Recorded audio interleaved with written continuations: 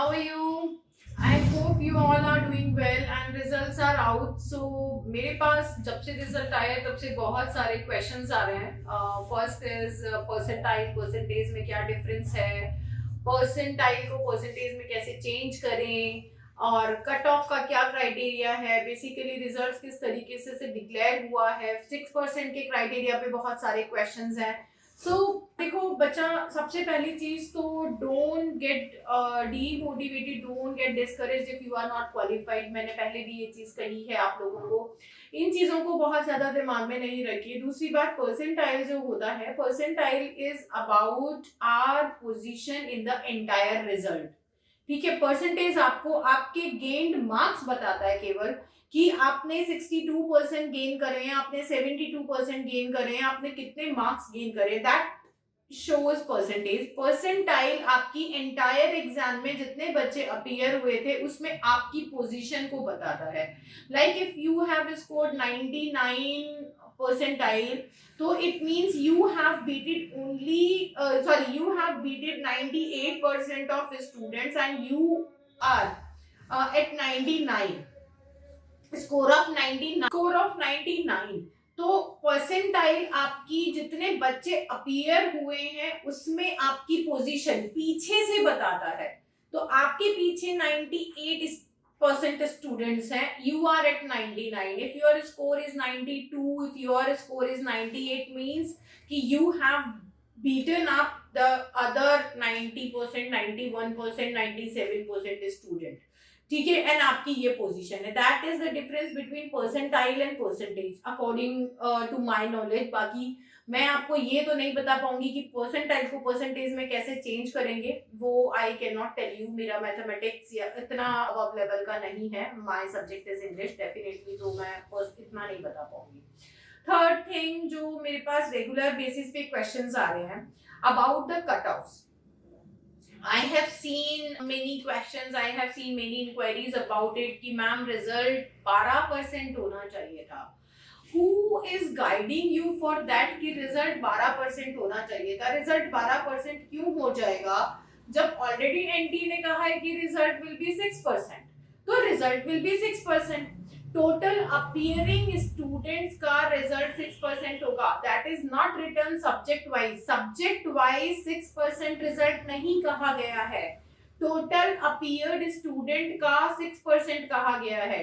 जितने student appear हुए हैं टोटल ओवरऑल उसका 6% निकाला जाता है ऑन द परसेंटाइल. उसमें बहुत सारे सब्जेक्ट में परसेंटेज बेसिस पे कट ऑफ दिए गए हैं, बहुत सारे सब्जेक्ट में परसेंटाइल बेसिस पे कट ऑफ दिए गए हैं.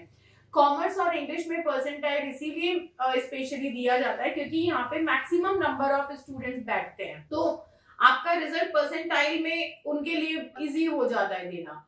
दूसरी चीज ये कि जो देखो बच्चा, आप 100 बच्चे बैठेंगे तब भी 6% रिजल्ट देना है, आप 600 बच्चे बैठेंगे तब भी 6% रिजल्ट देना है. अब वो एक एग्जाम का 6% हो, 2 एग्जाम का 6% हो, 12 एग्जाम का 6% हो, बट रिजल्ट विल बी 6%. उन्होंने आपसे पहले जून के फॉर्म्स भरवा लिए हैं, उसके बाद दिसंबर के फॉर्म अलग भरे गए हैं, तो दोनों एग्जाम क्लब कर दिए गए हैं. अगर तो फॉर्म स्टूडेंट्स तो डिफरेंट है ना. टोटल नंबर ऑफ स्टूडेंट्स का 6% रिजल्ट दिया गया है. या तो वो ये करते कि जून का 6% आपको अलग दिखाते, दिसंबर का 6% अलग दिखाते, तब भी तो बच्चा कंबाइंड ही तो 6% ही हुआ. Use your mind. देखो लेट्स फॉर अ सेक अब 4 चीजों को एक साथ कंबाइन भी करेंगे, तब भी 4 एग्जाम्स को भी कंबाइन एक साथ करेंगे. तो एक एग्जाम में अगर फॉर एग्जाम्पल 2500 बच्चे बैठते हैं तो 4 एग्जाम के अंदर इक्वली पोर्शन में 10,000 बच्चे बैठेंगे, तो 2500 का 6% निकाला जाएगा, फिर 10,000 का 6% निकाला जाएगा, तो इक्वल वैल्यू ही तो आ रही है बेटा. उसमें क्यों कंफ्यूज हो रहे हो? Why you are blaming the agencies? ये एजेंसीज सालों से यूपीएससी कराती आ रही हैं, बाकी एंट्रेंस एग्जाम कराती आ रही हैं. इतनी एफिशिएंट यहाँ के मैनेजमेंट हैं, सारे रिटायर्ड प्रोफेसर्स, रिसर्च सुपरवाइजर्स वहां पे बैठे हुए हैं, and they all are fool in front of some stupid YouTubers. Do you really think so कि कोई अपना प्रोपोगेंडा यहाँ पे लेकर आ गया है, आप लोगों को प्रोवोक कर रहा है कि ये कर दो, वो कर दो, फाइल डाल दो, अपना टाइम वेस्ट कर दो और मत पढ़ो, मेरे कंपटीशन में मत आओ, और आप लोग उसकी भीड़ चाल में चल देंगे, उसका क्या जा रहा है? आप लोग उसके चैनल को देखेंगे, लाइक करेंगे, कमेंट करेंगे और उसको पैसा मिलता रहेगा, वो वही पैसे को इनोवेट करने के लिए कोई और प्रोपोगेंडा स्टार्ट कर देगा। तो you are the subject to his money and entertainment, nothing else. अपने भले का सोचो। जो आपको इंस्टिगेट कर रहा है, has he called NTA for once? Had he applied? Had he written an email? He doesn't have such a qualification to write an email even there. ठीक है, वो नहीं, ना तो लिखेगा, ना उसको लिखनी आती है, ना कोई ऐसा बंदा यहाँ पे खड़ा हो जाएगा आपका लीडर बनके जो कि आपका साथ देगा। वो सिर्फ आपको कहेगा जाके करो, मैं हूं।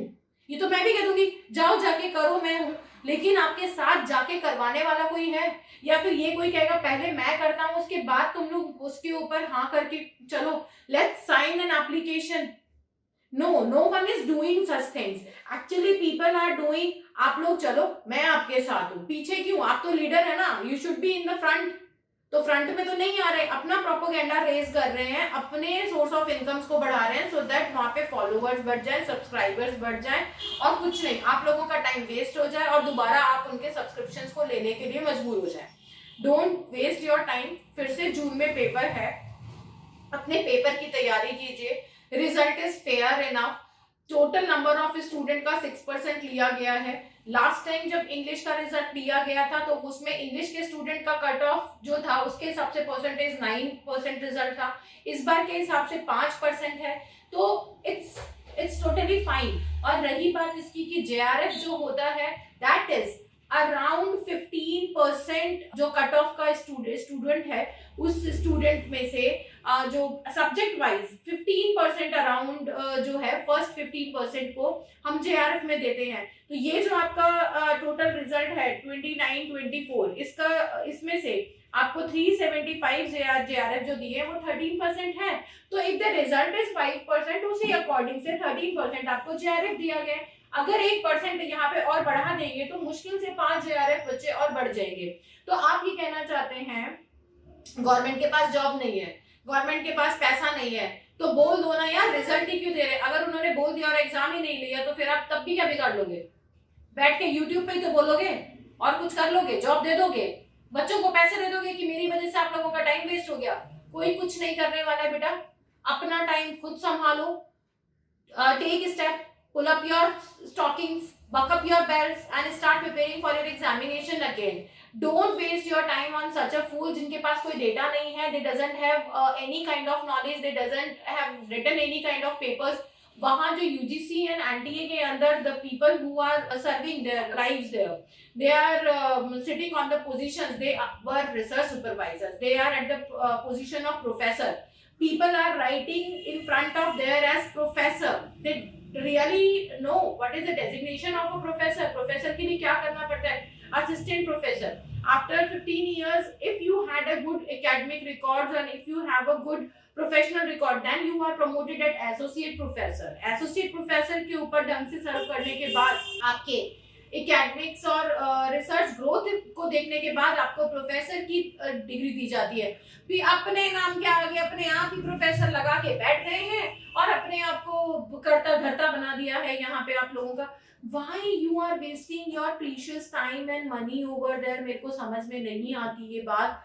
Please be careful before investing your time because time is money. You are really wasting your time. और ये हर बार एक प्रोपोगेंडा निकाल के आ जाते हैं। One more thing which I want to tell you, तो आप लोग एक बार जस्ट ये सोचिए कि जो यूजीसी में बैठे हुए, एनटीए में बैठे हुए पोजीशन होल्डर्स हैं, रिटायर्ड प्रोफेसर्स, रीडर्स की पोजीशंस के बाद they all are sitting there and taking decisions. Are they all fool in front of a illiterate idiot YouTuber who never has written any kind of research paper, who never did any kind of researches, even the data he is providing are all wrong, and you all are following, you all are believing. I don't know what is your criteria to believe on people, I don't know what is your criteria to take someone on the verge of knowledge or something. मुझे नहीं समझ में आता आप किसको समझदार समझते हो, किसको पढ़ा लिखा समझते हो, किसको एजुकेटेड समझते हो, किसकी बातों को आप ये समझते हो। Everything is politics and everyone is taking their own propaganda. ये बात आप लोग अच्छे से समझ लो। बट हाँ, आप लोग स्टूडेंट्स हो, ऑब्वियसली जो भी कुछ आपके फेवर में हो रहा होगा, बहुत जगह पेपर लीक हो जाते हैं, चीटिंग्स हो रही होती हैं, लोग पैसे दे के पास हो रहे हैं, डिग्रीज परचेज कर रहे हैं। कहां तक का कौन सा एजुकेशन फील्ड में करप्शन को रोक रहे हो? केवल एक यूजीसी का मुद्दा उठा लेने से स्टूडेंट के फेवर में बातें नहीं होती। ठीक है, बहुत सारी चीजें हैं, अगर है तो अपोज करने की हिम्मत, आओ ना सड़क पे सोशल वर्कर बनकर। केवल अपने नाम के आगे सोशल वर्कर लिख लेने से, प्रोफेसर लिख लेने से कुछ नहीं होगा। Person who doesn't have a quality to give a proper research, a person who doesn't have a complete knowledge, उसे चुप रहना ज्यादा शोभा देता है।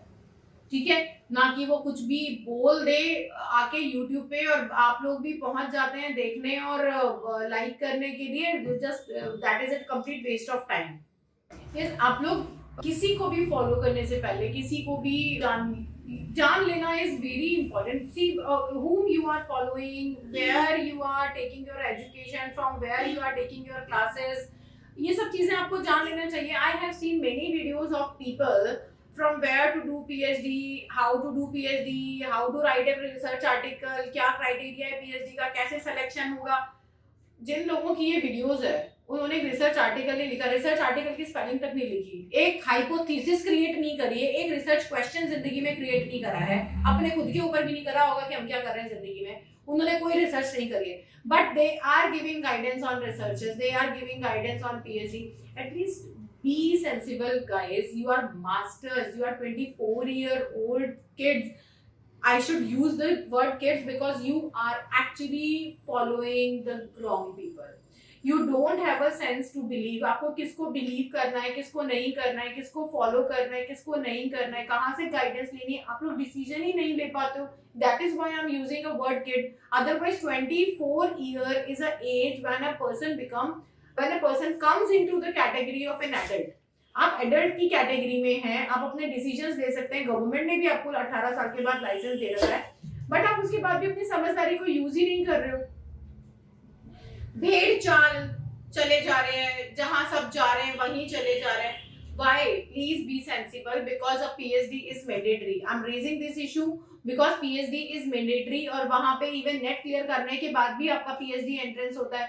तो इन ज्ञानी ध्यानी सर्वज्ञानी लोगों ने ये नहीं बोला कि नेट क्लियर कर लिया PhD एंट्रेंस की क्या जरूरत है, क्योंकि खुद का क्वालिफाई नहीं हुआ ना, कभी कोई क्वेश्चन ना कर ले इसलिए शायद कभी उस पर करा नहीं होगा कि पेट का एग्जाम ही नहीं होना चाहिए, JRF के बाद क्यों रखा है, क्या नहीं रखा है।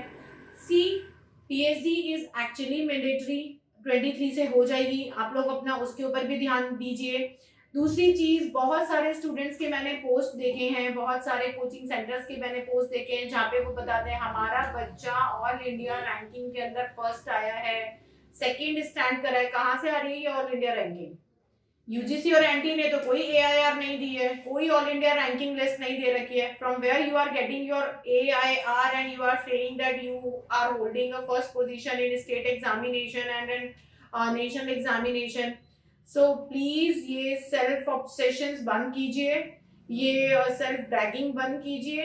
Be a sensible and literature student, be a sensible and educated student, behave like literate one, and अपने डेटास को ढंग से आइडेंटिफाई करके उनको ढंग से प्लीज रिप्रेजेंट कीजिए कि आप क्या कर रहे हैं। और दूसरी बात, जितनी भी चीजें मैंने आज आपको बताई हैं, please think about it consciously, क्योंकि कोई भी यहाँ पे when something will happen wrong to you, कोई आपके साथ खड़ा होने नहीं आएगा। दैट इज ट्रू, कोई आपके साथ खड़ा होने नहीं आएगा। Ultimately you will face the problem. और जिन्होंने भी ये रिजल्ट बनाया है, the organisations are true to their work. वो इतनी भी बेवकूफ नहीं है कि वो खामखा का ऑलरेडी एक केओस के टाइम पे एक और प्रोपेगेंडा या एक और स्टूडेंट्स को देगी उनके अगेंस्ट जाने के लिए।